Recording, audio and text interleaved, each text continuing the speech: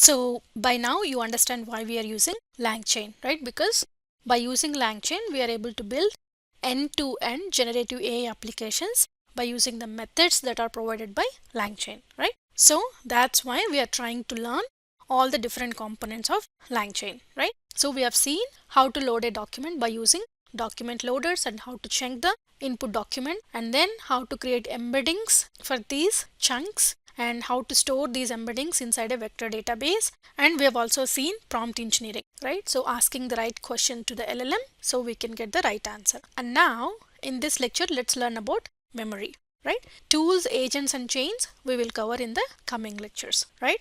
So now you get the idea. Now let's learn about memory, right?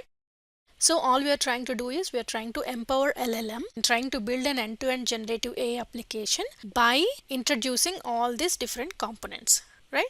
So what is memory?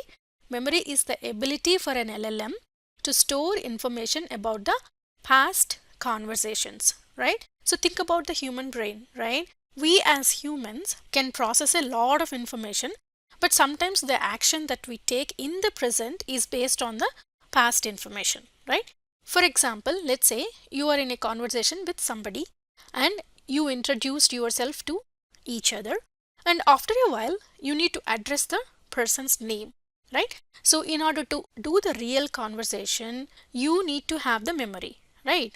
So for example, let's say you are building a chatbot application, right? You need to have the memory component ready because the LLM should be able to retain the context and remember the previous conversations, right? So let's say you are doing multiple conversations with an LLM. This is human, that is you, and the AI is responding. And then again human, we are asking some question and then AI is responding. And then again human is asking some question and then LLM is responding, right? So this is how you are trying to chat with an LLM. So which is nothing but a chatbot, right?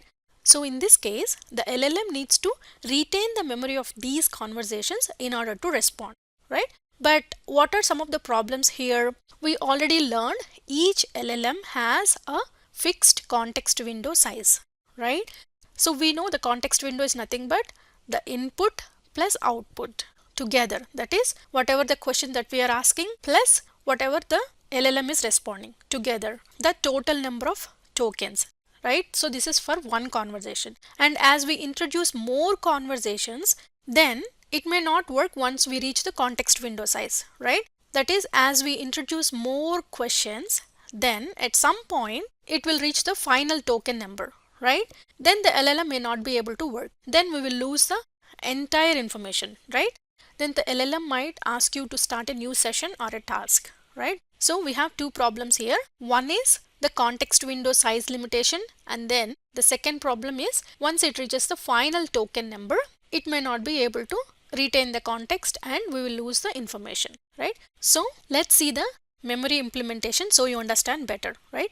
And we will cover implementing conversation buffer memory, conversation buffer window memory, conversation summary memory, and finally I will show you how to deep dive into other memory types, right, by going to the LangChain documentation. So let's learn how to implement these memory types in the next lecture. All right, thank you.